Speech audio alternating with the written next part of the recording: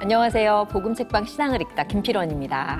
한 주간도 잘 지내셨나요? 김병삼 목사입니다. 네. 그렇습니다. 지난주에 오늘은 무슨 책을 가지고 나눈다고 얘기했었죠? 기도에 관한 책. 그래서 오늘 기도에 대한 이야기를 좀 열어가 보려고 하는데 손을 다 이렇게 한번 내밀어보세요. 이게 어려운 거 아니야, 자. 괜히 겁나고. 이게 뭐라고? 이거를 왜 떨고 있어? 이 5가지 속에 사실 기도가 들어가야 될 내용이 다 들어가 있어요. 일단 엄지손가락은 하나님 아버지.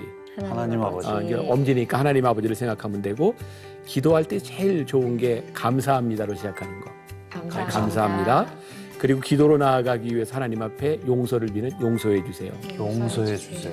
그 다음에 이제 기도에 용서를 구하고 도와주세요. 도와주세요. 그리고 모든 기도는 누구의 이름으로? 예수님의 이름으로. 네, 그래서 이 기도에 필요한 모든 요소들이 이 5손가락 안에 들어있는데, 여러분들은 어떻게 기도하세요? 한번 본인이 기도하고 있는 거 얘기해 보세요. 저는 사실 도와주세요. 이걸 더 먼저 했던 것 같네요. 생각해보니까 어린이 기도보다도 잘 못한 것 같아요. 이해가 가요. 저도 감사를 하는 게 참 중요하고 그래서 감사까지는 하는데 용서도 잘 얘기를 안 하고 그냥 도와주세요만 가는 기도로 가는 게 뭐 그냥 건너뛰어버리는 것 같아요. 저는 예전에는 하나하나 그냥 물어보기도 하고 뭐 도와주세요라도 하고, 근데 그것보다는 이제 하나님, 이게 하나님 마음 맞나요? 이제 이런 것들, 기도하는 것들이 더 생기고, 나머지 그렇게 예전처럼 막 이거 됐으면 좋겠어요, 도와주세요, 이런 게 이상하게 좀 더 잘 안 나오는 것 같아요. 최령 씨 얘기를 들어보면은 이제 어느 정도 신앙생활에 이제 연륜이 생기면서 기도는 하나님의 뜻을 구하는 기도다, 이런 얘기들을 많이 듣다 보니까 이거 내가 기도하는 게 맞나 이런 네. 생각이 들고, 이게 내가 성숙했나, 그런 것들을 통해서 오히려 기도하기가 굉장히 힘들어지는 것 같아요. 나도 이제 목회를 하다 보면 성도들이 이제 그런 말을 많이 해요. 목사님 기도가 안 돼요. 그런가 하면 기도가 필요해요. 이런 말들도 많이 하고, 어떻게 기도해야 되죠? 뭐 이런 말들도 많이 하고.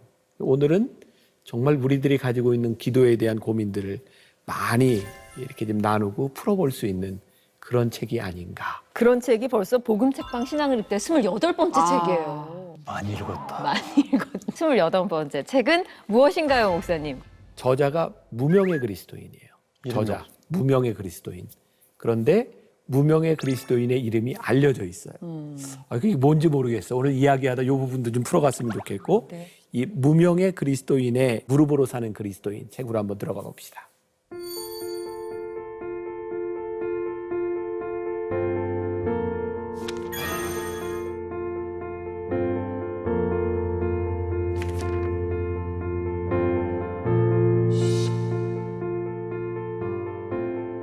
복음책방 신앙을 읽다 28번째 책 무릎으로 사는 그리스도인이고, 무명의 그리스도인이 저자예요. 저는 심지어 그래서 구전으로 내려오는 책인가, 이게 무명의 그리스도인. 맞아. 근데 읽다 보니까 이분이 계시네요, 진짜로. 엘버트 어니스트 리처드슨 목사님이 쓰신 책입니다. 저는 이거 책 처음 봤을 때 잠깐만, 이거 어디서 많이 본 건데 했는데, 정말 오래전에 제가 이거 실은 책을 한번 쭉 읽었던 책이더라고요. 근데 기억이 정말 전혀 안 나요.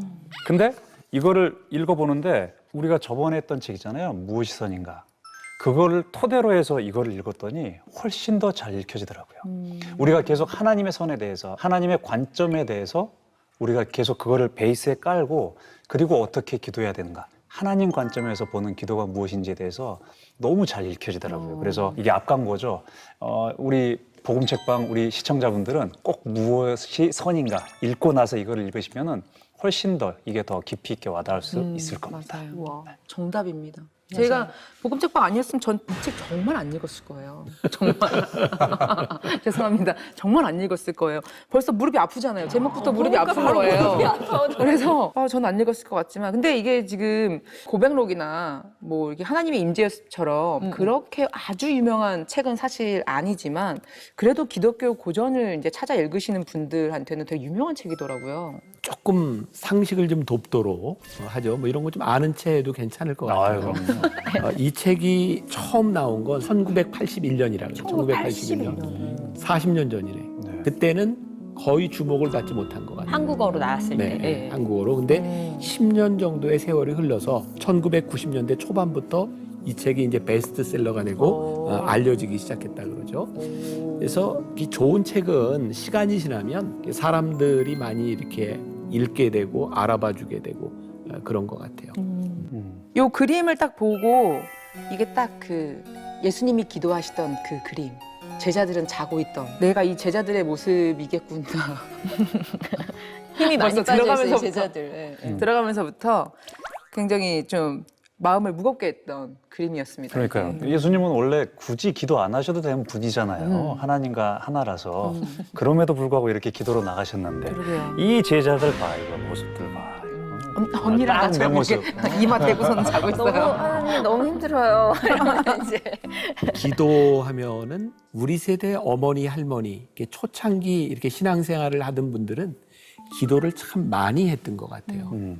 기도를 많이 했던 이유 가운데 하나가 내가 지식적으로 알려고 하는 것이 아니라 이제 하나님 앞에 무릎을 꿇을 수밖에 없는 그런 상황들. 그래서 오로지 기도에만 매어 달릴 수밖에 없는 상황들이 기도를 많이 하게 만들지 않았나. 나도 우리 어머니 하면 나를 위해 늘 기도하셨던 분. 그러니까 심지어는 나는 내 기억에 제일 많이 남는 게 내가 별로 시험에 이렇게 떨어져 본 적이 많지는 않은데 제일 많이 떨어져 본 게 운전면허 시험. 몇 번 떨어. 7번. 우와. 내가 좀 무모했어요.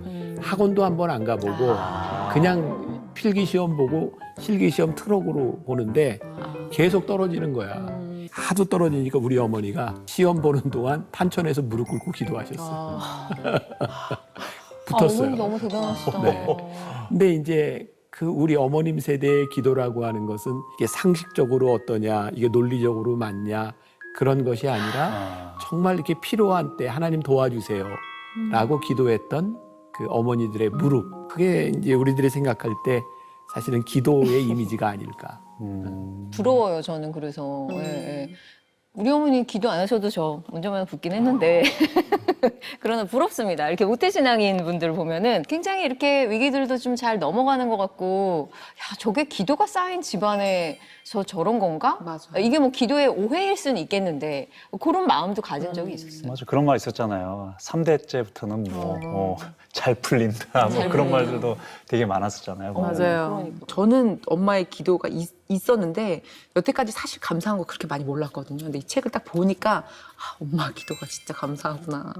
이게 저는 무명의 그리스도인인데 엘버트 어니스트 리처드슨? 네, 이름은 기신데 왜 무명으로 일단은 하시고 싶으셨을까? 이분은 어떤 분이실까? 오히려 더 궁금해지는 거 있잖아요. 맞아요. 네.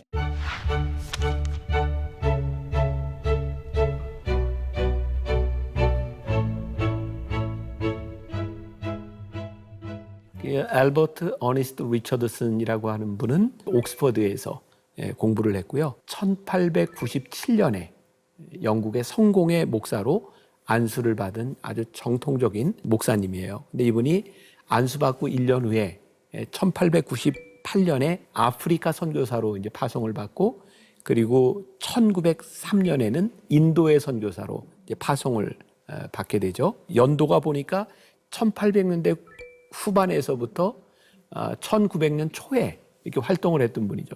이 책을 읽다가 굉장히 흥미로운 거 발견했는지 모르겠어요.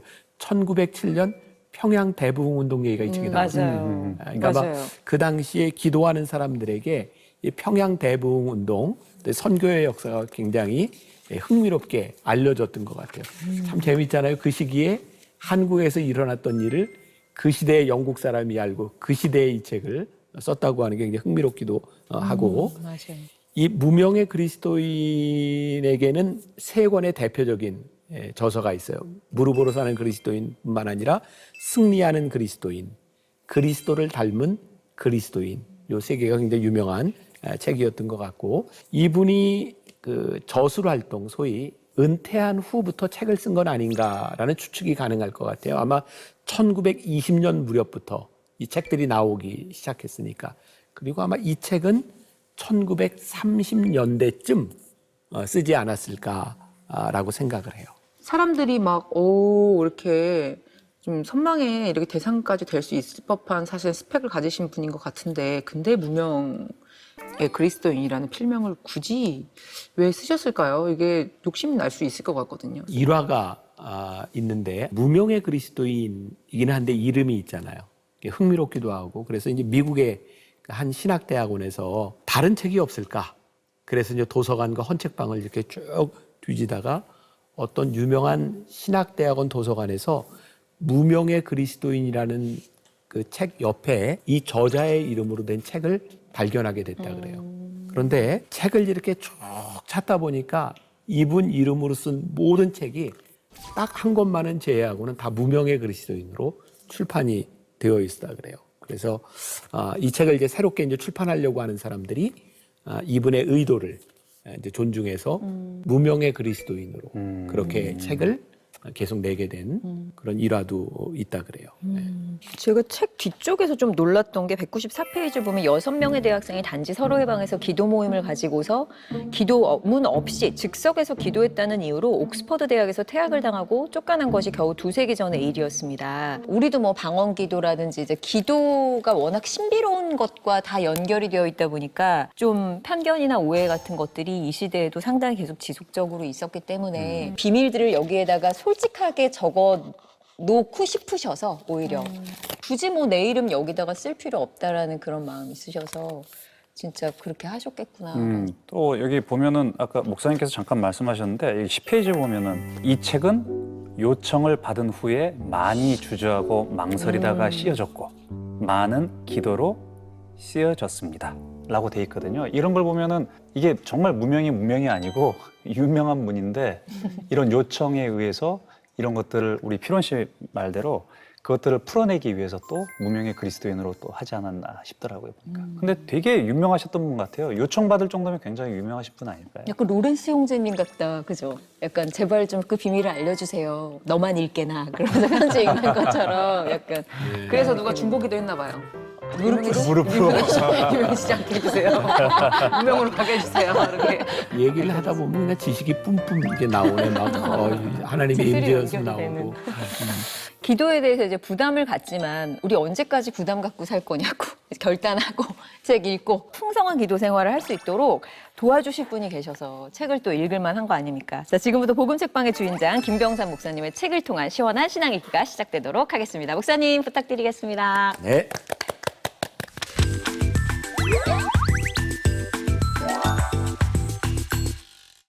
오늘 28번째 책이에요. 무명의 그리스도인이 쓴 무릎으로 사는 그리스도인이라는 책을 우리들이 나눠볼 텐데 기도하면 어떤 궁금증, 어떤 질문들, 어떤 것들이 생각이 나요? 다뤄야 될 주제, 기도하면. 무엇을 기도해야 되나? 무엇을? 어떻게? 왜? 응답과 무응답. 우리가 기도에 가지고 있는 보편적인 질문에 대한 부분들을 이 책에서 다 다루고 있어요.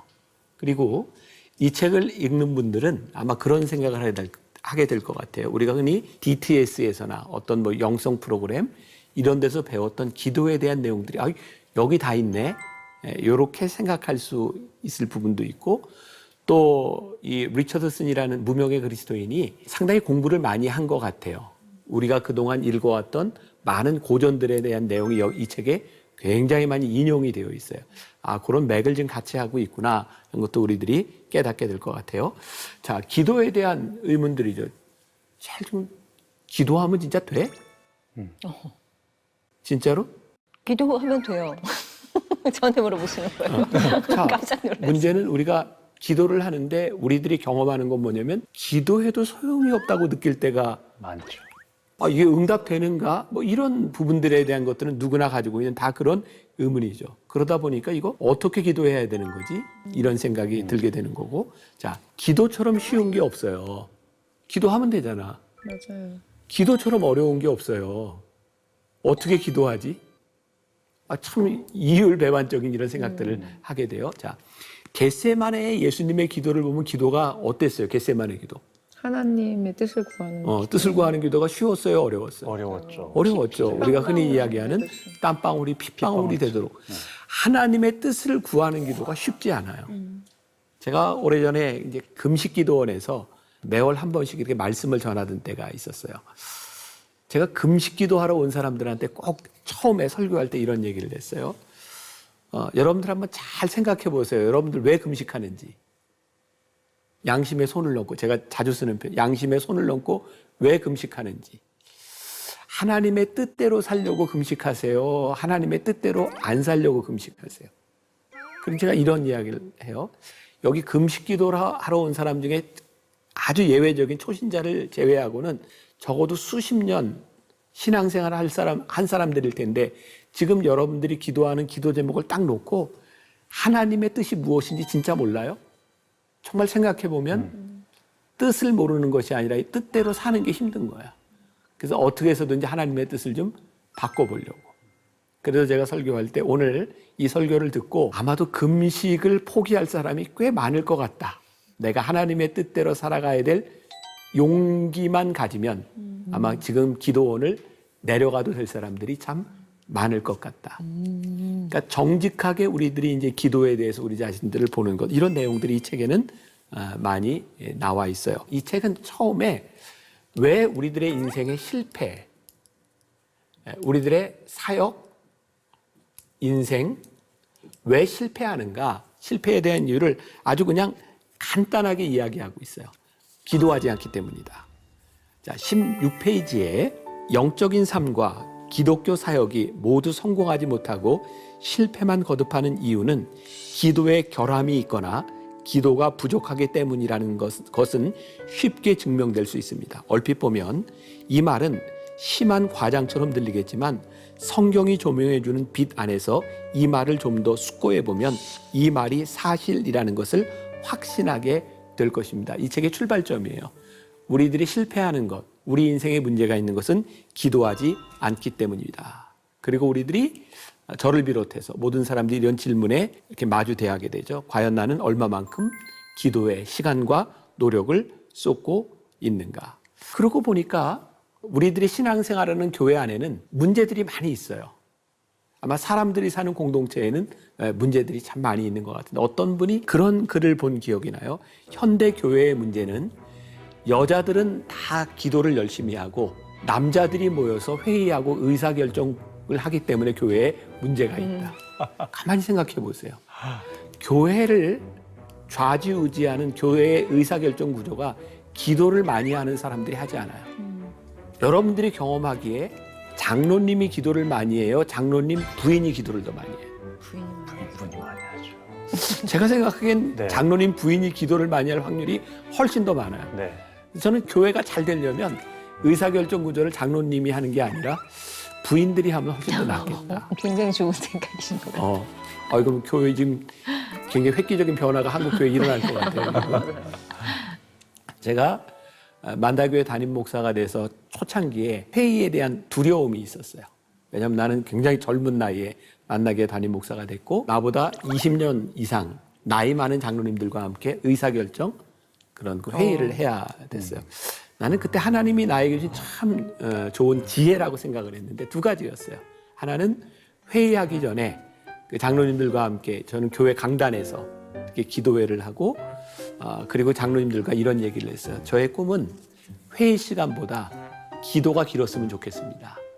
그래서 그 전달에 회의를 1시간 하면 기도를 1시간 해요. 1시간 반 회의를 하면 1시간 반 기도회를 해요. 놀라운 일이 일어나기 시작해서 회의가 짧아지기 시작했어요. 기도 짧게 하려고.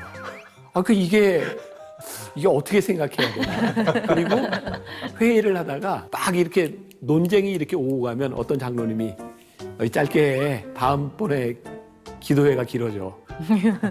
회의가 짧아지기 시작했어요. 또 하나 재밌는 경험은 중요한 회의를 할 때는 제가 회의 시간 내내 부목사님, 사모님들하고 장로님들, 부인 권사님들을 강대상에서 기도를 시켰어요. 회의 끝날 때까지. 그리고 장로님들에게 이런 이야기를 했어요. 지금 회의 끝날 때까지 저 강단에서 기도하고 있으니까 그걸 생각하면서 회의를 했으면 좋겠습니다. 그러면서 내가 했던 이야기가 지금 저 강단에서 기도하고 있는 사람들을 생각하며 말을 할 때 우리들이 할 말이 있고 하지 못할 말이 있을 거다. 기도라고 하는 것 참 쉽지 않은데 기도는 우리들에게 굉장히 필요하고 중요하고 우리의 사역과 우리들의 인생의 실패와 성공을 가늠하는 것이다 라는 생각이 들어요. 그러고 보니까 내가 목회를 하면서 제일 많이 두려울 때 기도하게 됐던 것 같아요. 그리고 정말 위험한 것 중에 하나는 뭐냐면 위기감을 느끼지 못하면 기도가 점점 줄어든다는 거죠. 그리고 드라이해지고 문제가 생기기 시작하는 것. 결국 이 부분은 분명한 것 같아요. 기도가 있느냐 없느냐에 대한 부분들. 또 이 책 25페이지부터 26페이지까지에 보면 우리는 흔히 주님이 십자가 위에서 하신 7가지 말씀을 묵상하는데 많은 시간을 할애해 왔습니다. 그리고 우리가 그렇게 한 것은 잘한 일입니다. 하지만 우리는 우리 구주께서 7번에 걸쳐서 기도하라고 명령하신 것을 묵상하는데 단 1시간이라도 할애한 적이 있었습니까? 아마 요 글은 그 당시에 성공의 교회를 염두에 두고 당시 성공의 교회는 굉장히 이렇게 매너리즘에 빠져 있을 때니까 우리들이 균형 있게 예수님의 가상칠언, 그 십자가에서 하셨던 말씀과 예수님의 기도를 우리들이 균형 있게 잘 배웠어야 되는데 그렇지 못했던 것 같다. 자, 27페이지에 한번 보세요. 페이슨이라는 사람이 이런 말을 하죠. 우리가 하나님을 위해 많은 일을 하고자 한다면 하나님께 많이 구하여야 하고 기도의 사람들이 되어야 한다. 우리가 하나님의 일을 한다고 하면서도 기도하지 않는 것. 나도 요즘 와서 이 책을 읽으면서 그런 생각이 들었어요. 내가 처음 은혜 받고 막 진짜 열심히 막 기도했던 그때의 열정들이 나에게 많이 사라졌구나. 나도 이제 이걸 보면서 굉장히 많이 여러 가지를 생각하게 되었는데 우리가 하나님의 일을 진짜 많이 하고자 한다면 우리들이 기도하지 않고 하면 내 일들이 될 확률이 참 많겠다. 그런 것에 대한 또 경종을 또 울려주는 것 같아요. 자, 이제 기도란 무엇인가에 대해서 이 책이 말하고 있는데 먼저 기도의 정의에 대해서 한번 봅시다. 76페이지 한번 보세요. 76페이지. 기도라는 단어는 하나님을 향하여 무엇인가를 기원하는 것을 의미합니다. 그렇죠? 기도. 참된 기도가 구하는 것은 오직 하나님뿐입니다. 왜냐하면 우리에게 필요한 모든 것이 하나님께 있기 때문입니다.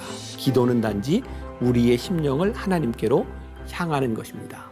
조금 깊이 생각해 보면 우리들이 기도하는데 굉장히 불신앙적인 기도를 할 때가 많은 거예요. 하나님을 구하는 것이 아니라 내가 원하는 것들을 계속 구하면서 하나님을 인정하지 않는 기도를 우리들이 얼마든지 할 수 있다. 이건 내가 이런 이야기는 충분히 할 수 있을 것 같은데 나는 은혜를 받고 난 후에 기도하면서 나에게 달라진 게 하나 있어요. 나는 은혜 받기 전에 내 기도는 구하는 기도가 참 많았어요. 바라는 게 많았으니까. 근데 은혜를 받고 나서 내가 내 입술로 고백한 것이 하나님이 지금까지 나와 함께 하셨고 앞으로도 나와 함께 하실 거라는 믿음이 내 속에 들어왔어요. 그러니까 내 모든 일들이 하나님의 손안에 있더라고. 그때부터는 하나님 이렇게 해주세요라고 하는 것이 아니라 하나님 저에게 늘 용기를 주세요. 하나님께서 저에게 뜻을 보여주실 때 제가 따를 수 있는 용기를 주세요. 결국 내 안의 문제는 하나님의 뜻을 모르는 것이 아니라 하나님의 뜻을 따르려고 하는 마음이 없었던 거더라고요. 그 하나님을 구하면 우리들이 사실 기도할 때 하나님이 원하시는 것이 무엇인지를 구하게 되고 그런 기도를 하게 될 텐데 우리들이 기도를 하면서도 불신앙의 기도를 할 때가 참 많을 수 있겠다. 이 책이 그 기도에 대한 정의에 대해서 이렇게 이야기를 해요. 또 우리들이 원하는 것을 이렇게 넘어서 우리들의 삶에서 하나님이 가장 원하시는 것을 하시도록 내 삶을 드리는 것. 사실은 이것이 기도가 아닐까. 자, 내가 하나님을 구하게 되면 내가 원하는 것이 아니라 하나님이 나에게 원하는 것을 하기 위해서 우리들이 기도해야 되겠죠. 자, 나는 이런 구분이 좀 필요하다고 생각하는데 우리들이 기도를 하면서 하나님께 구할 때 이따가도 나오겠지만 우리들에게는 원하는 것이 참 많아요. 근데 이 원하는 것이 하나님과 일치되면 좋을 텐데 하나님과 일치되지 않는 내가 원하는 것을 우리들이 정욕이라고 말을 하죠. 그러니까 하나님은 우리들이 원하는 모든 것을 들어주시지 않아요. 진짜. 왜? 잘못된 거니까. 그런데 우리들이 원하는 것이 하나님과 하나님이 원하는 것이 될 때 하나님은 우리의 기도에 응답해 주시겠죠. 그래서 기도를 우리들이 왜 하는가? 하나님이 들어주시지 않을 텐데, 하나님이 원치 않는 걸 구하면 들어주시지 않을 텐데 우리는 왜 기도해? 근데 나는 기도하지 않는 사람은요, 하나님이 원하는 것이 무엇인지 구별이 안 돼요. 기도하면 하나님께서 원하시는 것과 원하시지 않는 것, 하나님이 인도하시는 것과 하나님이 막으시는 것을 깨닫기 시작해요. 그러니까 기도의 훈련, 기도를 통해서 우리 나아갈 수 있는 게, 기도를 하는데 응답이 없어. 근데 기도를 하다 보면 깨닫게, 이건 하나님이 막으시는구나. 난 굉장히 좋아하는 말 가운데 하나가 막으심의 은혜. 굉장히 큰 은혜. 그냥 하나님이 막으실 때, 이게 하나님의 뜻이 아니구나. 그때 우리는 차츰차츰 알아가게 돼요. 하나님이 원하는 게 이런 거구나. 하나님이 원하는 게 이런 거구나. 그래서 기도를 통해서 우리의 모든 기도가, 하나님은 모든 걸 아시는데 우리들이 원하는 걸 들어주시지 않음에도 불구하고 우리들이 기도해야 되는 이유가 있다면, 기도를 통해서 우리들이 그런 분별이 가능해지는 거죠. 이건 훈련이죠. 또 78페이지에 굉장히 멋진 문장이 하나 나와 있어요. 무릎으로 살아가는 그리스도인은 언제나 하나님을 발견하고 하나님에 의해 발견됩니다. 다시 한번 읽어드릴게요. 무릎으로 살아가는 그리스도인은 언제나 하나님을 발견하고 하나님에 의해 발견됩니다. 이건 뭐 어떻게 여러분들이 생각할지 모르지만, 저는 이렇게 우리 교회 어머니 기도실, 아니면 저는 늘 새벽에 혼자 이제 일찍 일어나는데, 기도실에 들어가거나 이렇게 할 때는 내가 늘 메모할 거를 늘 가지고 가요. 그때 생각나는 거. 나는 그 시간을 굉장히 중요하게 생각하거든요. 기도할 때 하나님이 생각나게 하시는 건 나는 지혜라고 생각해요. 언제나 하나님을 발견한다라고 하는 것은 하나님이 우리들에게 주시는 생각과 지혜를 발견하게 되는 것이고, 그때 하나님은 우리를 쓰실 수 있는 것이 아닌가. 그래서 그게 발견되는 것이다. 이렇게 표현할 수도 있겠다. 우리들이 기도를 하는 데 있어서 어떤 게 우리로 하여금 기도하는데 방해 요소가 될까? 긴 기도가 힘이 든 거예요. 근데 너무 졸려요, 진짜. 내가 이거 기도한다고 해서 되겠어? 먼저 해버리지 그거를 기도하지 않더라고요. 하나님의 자녀는 자신의 기도에 대해 하나님이 응답하실 것을 기대해야 합니다. 기도는 자녀의 특권입니다.